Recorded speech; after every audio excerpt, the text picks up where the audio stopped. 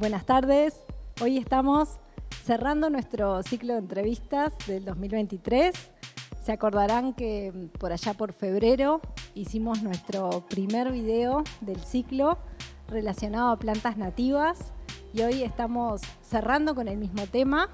Vamos a hablar de proyectos relacionados con plantas nativas con un abogado que nos acompaña hoy, que se llama Álvaro Xavier de Melo, y nos va a explicar cómo empezó en este mundo de las plantas nativas. Muchas gracias por acompañarnos. Muchas gracias a ustedes. Bueno, yo en realidad empecé con el tema nativas, con el tema plantas básicamente.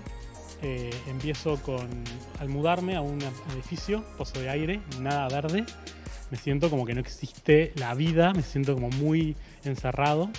Y empiezo ahí con el tema de las plantas, solamente plantas. Después empiezo con el tema de los cultivos indoors, de ver de poder tener, no sé, como jugar un poco con el tema de qué se podía plantar adentro, qué se podía plantar en un balcón, en una ciudad, en la mitad del cemento. Y bueno, empiezo a armar como una especie de huertita, pero adentro de mi balconcito de 2 metros por 1 metro. De ahí voy viendo que como empiezo a descubrir el tema nativas, el tema de plantas más adaptadas a nuestro clima, el tema de las plantas esas que las ves ahí creciendo sin ningún tipo de resguardo y con nadie cuidándolas. Y me empiezo como a obsesionar con el tema nativas, con el tema de la resiliencia al cambio climático, que es algo que yo ya venía trabajando porque trabajo en derechos humanos. Y de ahí fue como que las nativas eran como la solución ideal, era un tema de resiliencia, adaptación, se adaptaban a todos esos entornos. El problema que me encontré es que había poca información. Entonces muchas las fui como armando yo de probar, de ensayo y error, lo cual también me divirtió mucho. Entonces fue un proceso como muy lindo para mí el descubrir eso, descubrir que en cualquier lugar podemos tener plantas, que había plantas que eran súper buenas para ciertos lugares específicamente y que además con eso podíamos ayudar a combatir el cambio climático. Fue como que todo terminó cerrando. Ahí va, conectaste tu profesión, trabajás con resiliencia del cambio climático desde tu rol de abogado, que ahora nos contarás un poco más.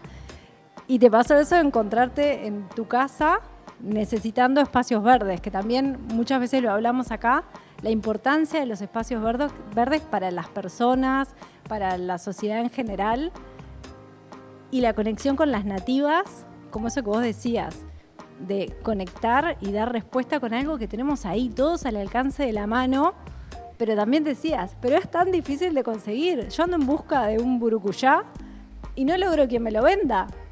Sí, eso es tal cual, es así. Es como una... Por ahí iniciarse ahora es más fácil. Cuando yo empecé, además no había casi información. Pero sí, el tema de nativas tiene eso de que hay como una barrera en la comercialización de las nativas. Hay pocos viveros, si bien hay viveros muy buenos, no son tantos. Y además también muchos viveros venden cosas como nativas que no son nativas, lo cual también ayuda a que sea un problema más todavía, ¿no? Sí, eso es un tema que es real. Estamos buscando hay iniciativas para justamente llevar las nativas a la sociedad civil. Me parece que es algo fundamental. Y relacionado con mi trabajo, sí, efectivamente, desde los derechos humanos, desde los derechos de los migrantes, por ejemplo, el cambio climático afecta muchísimo, cada vez va a afectar más. Y las soluciones como basadas en naturaleza, los espacios verdes y todo lo demás se relaciona mucho con la infraestructura de las ciudades para poder resistir el cambio climático. Ahora tuvimos la sequía que tuvimos en Buenos Aires, lo que fue la tormenta de ayer. Es muy fuerte lo que se está viniendo, muy rápido, y tenemos que buscar soluciones rápidas. Entonces tenemos que hacer ese esfuerzo por democratizar el acceso a la información de las nativas. Hay muchísima información, las facultades publican muchísimo, pero por ahí no está pensado para el ciudadano a pie, para el abogado que viene a ver el tema nativas, a estudiar el tema nativas, que se encuentra por ahí con papers, que además muchos tienen como bloqueos monetarios. La verdad es que yo no iba a pagar $25 por un paper de una planta que capaz que ni siquiera conseguía. Sí. Entonces, bueno, el buscar eso de que haya información, que haya disponibilidad, que haya bancos de semillas, que haya listas de viveros y demás, es parte del traerlo a la población en general. Ahí va. Y decías eso, ¿no? Las nativas traídas a la sociedad civil. Ahora nos vas a contar un poco en qué estás con eso. Pero antes capaz que está bueno repasar el concepto de la planta nativa. Si la tuvieras que definir, ¿cómo definirías planta nativa? Bien, las plantas nativas, obviamente muchas definiciones mucho más técnicas, que siempre son las que tenemos que tomar de referencia, pero por un tema de utilidad vamos a pensar las plantas que evolucionaron conjuntamente con otras especies y con este mismo medio hace muchísimos años. Es decir, hay plantas que evolucionaron, por ejemplo, en Asia o en Europa, cuando las traemos a zonas exóticas. Las nativas son las que son de la zona misma. Y tienen todo un montón de procesos con especies diferentes, con asociaciones con especies, con asociaciones mismo de la forma de crecer, de dónde crecen, de dónde se ubican, que es lo que hace que sean nativas justamente. Y por eso es que es importante también el tema de la mitigación del cambio climático. Los ecosistemas que tenemos están pensados para esas plantas. Esas plantas lograron sobrevivir ahí y también son lo que generan ese medio que es resiliente. Claro. Y además hacen un uso más eficiente de los recursos porque están adaptadas a crecer en ese ambiente. Bien. Y entonces, ¿qué están haciendo hoy para acercar las nativas a la sociedad? Bien, yo soy parte de Taller en Verde. Taller en Verde es un estudio colectivo del paisaje.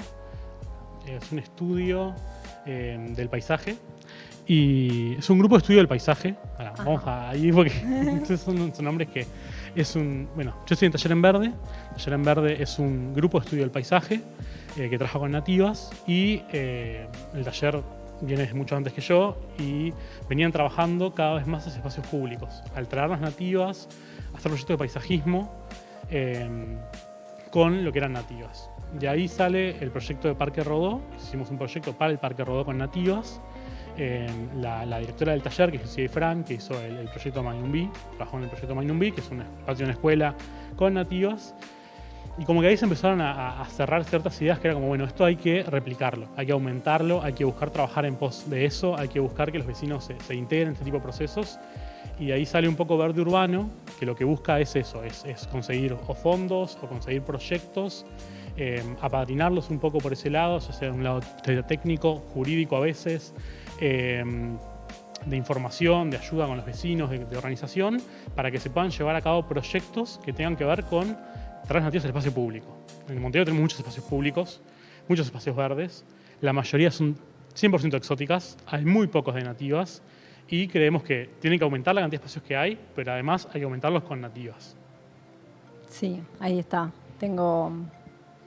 Corregime si me equivoco, pero por ejemplo en el nuevo centro shopping tengo idea de haber visto muchas plantas nativas. Sí. Un proyecto muy lindo en Nuevo Centro, en la terraza del Nuevo Centro, que es sobre todo con nativas, si bien tiene algunas exóticas y demás, porque también es parte del, como hacerle como un soft landing a las personas, de decir, bueno, a ver, estas plantas las conocés, las querés, pero además están las nativas, reencuadrar eso, y creo que es algo muy efectivo lo que se logró en Nuevo Centro para eso, ¿no? De que no sea un tema de, las plantas nativas que siempre vienen con lo mismo de plantas nativas, sino de, bueno, las plantas que vos conocés, que vos querés, pero además nativas, estas para que otras. vayas adaptándolas y acercándote. Exactamente. Ahí está. Y en el Parque Rodó estuvieron trabajando en las islas.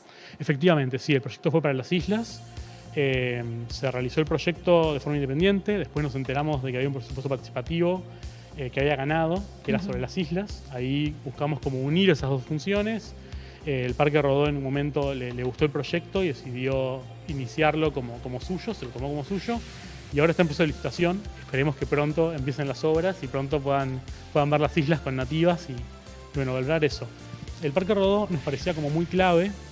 También ahí se explica el interés en el Roosevelt, porque los parques generan un montón de emociones y de sensaciones en la gente. La gente asocia mucho al Parque Rodó con la identidad montevideana y la gente aprecia las cosas que se ponen en lugar de belleza. O sea, si vos ves una planta en el parque, así que linda planta, si la ves capaz que en un baldío, no tenés una reacción. Entonces los parques nos ayudan mucho a esa cosa de romper la barrera con la gente de lo que son las nativas y que se vayan apreciando y encuadrándolas y además de la forma que tienen que estar, ¿no? Porque también es entender que justo en las islas, que es un lugar donde la gente no accede, los parques nativas también tienen una función ecológica que no es solamente la humana, sino que es también con la naturaleza, con las flores, con las aves, con las mariposas, que no es solamente el disfrute humano lo que importa en un ambiente verde, sino que es todo lo que sea alrededor de eso. Sí, ahí está, como el rol que tienen en preservar la biodiversidad. Y ahí ya esto nos da paso a los proyectos del Parque Roosevelt, que en un inicio íbamos a hablar solo de eso, pero Álvaro tiene un montón de cosas para contarnos y no me aguanté, le pregunté todo. Contanos un poco en qué estás hoy con ese proyecto en particular Y esto que mencionabas de la biodiversidad, que creo que ahí también hay un montón de cosas interesantes. Bien, sí. De hecho, en Parque Roosevelt, el proyecto que tenemos ahora ya iniciado es en el Paseo Pelús Racine, que el objetivo era hacer con herbáceas nativas, que son todavía más desconocidas que los árboles nativos, jardineras para que la gente pudiera apreciarlas, pudiera verlas, pudiera llevarse a su casa, que pudieran ver las interacciones que se daban con la biodiversidad ahí. El Parque Roosevelt es un parque todo lleno de exóticas, es todo eucaliptus y pinos. Entonces vos realmente vas caminando por ahí y es como si fuera una especie de desierto. No escuchas trinos, no ves mariposas. Es como una sensación muy rara el estar en un lugar tan verde y que a su vez que no haya tanta vida. Entonces la idea era como eso, de ver los lugares donde hay nativas, cómo aumenta la cantidad de vida. El paseo se instrumenta en 4 etapas, son 4 canteros, nosotros empezamos con uno. La idea es que después la sociedad civil pueda apropiarse de ese proyecto y continuarlo. Que otros grupos puedan seguir plantando esos canteros y que en lugar de ser algo como decidido desde una jerarquía o desde arriba, sea un proyecto vivo con la comunidad. Que la comunidad misma sea la que decida cómo esos espacios van creciendo y van trabajando. Hicimos como que pusimos la piedra fundacional y ahora después queremos que el proyecto crezca por fuera de nosotros. Y ahí el parque los apoya, ¿no? Sí, el parque tiene como otros objetivos relacionados a la sustentabilidad. El parque efectivamente tiene muchos objetivos relacionados a la sustentabilidad, tiene el plan ecológico del parque, están buscando justamente la inclusión de nativas, han hecho presentaciones con diferentes grupos. De hecho, si hay un grupo de vecinos interesados, se puede acercar al parque y plantearle la posibilidad de aportar árboles para plantarlos en el parque. Hay muchos lugares donde el parque puede plantarlos y también como un nivel macro hay como un proyecto ecológico más general en el cual también estamos ayudándolos. De ahí viene la parte del mariposario, que es otro de los proyectos que tenemos ahí, que es la creación de un jardín de mariposas para que la gente pueda disfrutar, pueda ir a verlas, pero que también se pueda hacer iniciación científica, que la gente pueda hacer ciencia ciudadana, que se puedan subir registros al mismo, que la gente a su vez también pueda no solamente disfrutar del parque, sino de los procesos que se dan biológicos en este lugar. Que las escuelas puedan estudiar las mariposas y después ir a ver las mariposas o a ver las larvas o los estadios. Entonces es como un proyecto muy democrático porque incluye a la academia, la posibilidad de que gente de Facultad de Ciencias pueda ir, pero también niños, también adultos. Es un poco, el objetivo es eso. Sí, está buenísimo. Muchas gracias. Sí, la verdad que es súper motivador escucharte. Y bueno, ¿y cómo congeniás en el día a día como todas estas actividades que haces? Porque todo lleva un montón de tiempo y me imagino que vas y plantás los canteros y cómo organizás tu día, trabajás, sos abogado. Si bien está relacionado, no es exactamente lo mismo y a veces como que me gusta mostrar cómo hace la gente emprendedora con estos caminos. Bien, bueno, no es un equilibrio fácil, la verdad es esa. A veces tenés tiempos que se solapan y actividades, sobre todo cuando es con grupos y tenés que coordinarlas, que son complejas de hacer, pero yo creo que es fundamental como el empezar algunas cosas y también saber cómo conseguir grupos que sigan haciéndolo. No podemos hacer todo nosotros, entonces está bueno como el tener gente con la que puedes confiar y contar. El taller en verde me apoya muchísimo en ese sentido. Cuando hicimos el cantero plantamos más de 200 herbáceas, teníamos unas pocas horas para hacerlo, vino todo el taller a ayudarnos, o sea, eso es como parte fundamental de eso. El Parque Roosevelt también nos ayudó, entonces también eso te ayuda el apoyarte en una comunidad o respaldarte en una comunidad para hacer ese tipo de cosas y además entender que, al menos desde mi lado, que quizás no soy tan emprendedor como empresario, cuando fortaleces la comunidad, los resultados se multiplican. Cuando yo le enseño algo a alguien y esa persona lo puede hacer por sí mismo y multiplicar el esfuerzo, es mucho más efectivo que yo me desviva haciendo millones de cosas en todo lo que puedo, que igual lo hago, la verdad es que sí, lo hago, pero es eso, ¿no? Es como el sembrar estas semillitas para que la gente después siga haciendo su trabajo. Sí, ahí va. Re interesante. Y me anoté palabras claves, comunidad, replicar, ¿no? Que a veces uno quiere hacer todo y bueno, crear grupo y que eso fluya está bueno.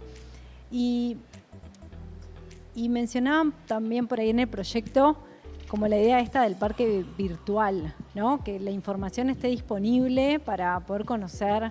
Hablas de herbáceas, hablas de plantas que pienso y me cuesta imaginar cuáles son. Voy por la calle, veo los canteros y digo, ay, ¿será nativa? ¿No será nativa esta que está acá, que están plantando justo por la calle ahora mismo?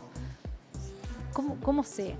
Sí, bueno, eso es parte como fundamental del proyecto y parte también de que hablamos de la democratización de las nativas, ¿no? O sea, tener los canteros te ayuda a vos a identificar una planta, saber si te gusta, si no te gusta, decir, bueno, me gustaría para mi jardín, pero si no sabes cómo se llama y tenés que explicarle a la persona, probablemente termines con algo que no es o no consigas nada directamente.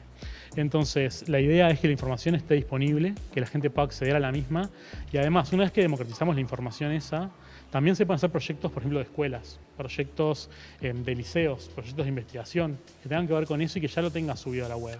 La gente puede apreciar el parque de una forma diferente. Porque en los museos sí entendemos que las audioguías están buenas, pero los parques en general no tienen audioguías. Es un poco eso también entender, ¿no? Como ponemos en valor el patrimonio vegetal de muchas formas.